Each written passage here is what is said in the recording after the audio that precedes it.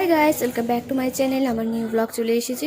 ভয়েসটা আবার রেকর্ড করতে লাগলো কারণ ওই ভয়েসটা শোনা যাচ্ছিল না, তাই স্টেশন থেকে আমি ব্লগটা শুরু করলাম। আমি আর মা চলে যাচ্ছে কলকাতায় দিদি ভাইয়ের কাছে। তো আমি ব্লগ বাড়ি থেকে শুরু করব ভুলেই গেছিলাম। তারপরে আমরা যেহেতু 12টার ট্রেন ছিল, তারপর নিউ আলিপুর থেকে ছিল, তো আমরা এখন দুপুরের খাওয়াটা খেয়ে নিচ্ছি। এখানে নিয়ে আসছিলাম হচ্ছে চিকেন দিয়ে, বিরিয়ানির মতনই বলতে পারো, পুরোপুরি বিরিয়ানি না, যেহেতু ওরকমভাবে ট্রেনে খাওয়াটা ঠিক হবে না। তারপরে আমাদের খাওয়া কমপ্লিট হয়ে গেল, রাত হয়ে গেল। তারপরে মা আর মেয়ে দুজনেই উপরে উঠে গল্প করছিলাম। তারপরে আমি একটু মুড়ি আর ম্যাগি খেলাম দুজনে মিলে। সত্যি উপরে উপরে বসে থাকতে কেমন যে লাগে। আমার মা খাচ্ছে, আমি ভিডিওটা করলাম।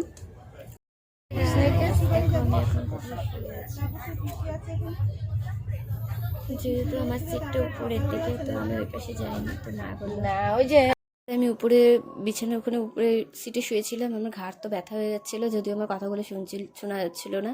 আর আমি না খুব লজ্জাই পাই, একটু জোরে জোরে বলতে। আমরা 3:45-এ নেমে পড়েছি শিয়ালদা স্টেশনে। দেখো, তোমাদেরকে চারপাশটা দেখিয়ে দিলাম।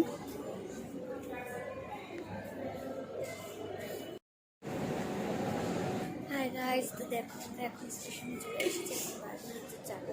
যার ছাড়ে নেই কোন গাটা। তারপর আমরা এখন লোকাল ট্রেন ধরে যাবো। যেতে পারতাম, ওখানে নামতে পারতাম আরাম। তো আমরা লোকাল ট্রেনে উঠে পড়েছি। তো এখন আমরা লোকাল ট্রেনে উঠে দিদিভাইয়ের ওখানে আমরা পৌঁছে গেছি। 7টার মধ্যে আমরা ওখানে পৌঁছে গেছি। তো স্নান টান ভালো করে কমপ্লিট হলো। তারপর দিকে চা করলো, চা খেয়ে আমি পুরো ঘুমিয়ে পড়েছিলাম। সময় এসে বাড়িতে স্নান টান করে আমি তো ঘুমিয়ে পড়েছিলাম। তখন বাজে হচ্ছে 5টা। তো ঘুমিয়ে উঠে দেখি এখন 10:30টার বেশি বাজে। তোকে ভাত খেয়ে এখন হচ্ছে জামা কাপড়গুলো একটু ধুয়ে দিল মা, আমি কিছু ধুয়ে দিলাম। তো এই যে এখন মা দিদির জন্য কুল নিয়ে আসছে আচার করবে বলে, তো এটা বৌদিদের ছাদে দিয়ে আসছে। ট্রেনের ব্লগ ভিডিও আমি বেশি একটা করিনি, করতেই ভুলে গেছিলাম। তো কিছু কিছু একটা করেছি। তো বাড়িতে চলে এসে সাথে এই ভিডিওটাও ব্লগটাও করে দিলাম, তোমরা ওইটাও দেখে নেবে। এই যে সব জামা কাপড় মেলা হচ্ছে আর দড়ি টানানো ছিল, মা আবার একটা দড়ি টানিয়ে নিল। তারপর গুলটা রোদরে দিয়ে দিলাম। আমি ঘরে চলে এলাম। ঘরে গিয়ে এসে দেখি যে মা রান্না করছে আর সিম চাল গুঁড়ো দিদিভাইয়ের জন্য পিঠা করবে বলে এনেছিল, সব রেখেছিল। এদিকে দেখো আমি ভয়েসটা রেকর্ড করছি আর কাকুরা ভ্যাগ ভ্যাগ ভ্যাগ করে যাচ্ছে। তা আমি আবার এখানে ভাত টাত খেয়ে শুয়ে পড়লাম।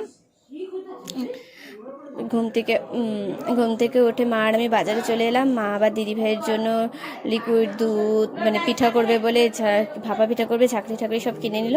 তারপর আমরা চলে এলাম, মা পিঠা বানাতে থাকলো, আমরা পিঠা খেয়েও নিলাম। তো চলো আজকের মতো ভিডিওটা এইটুকুনি। নেক্সট ভিডিওর জন্য ওয়েট করো, আর অবশ্যই চ্যানেলটি সাবস্ক্রাইব। আর তোমরা ভাবছো যে ভিডিওটা কেন দেখা যাচ্ছে না, কারণ এই কারণেই দেখা যাচ্ছিল না, ভিডিওটা আমি ভিএন ড্রাফে রেখে দিয়েছিলাম আর্ধেক করে।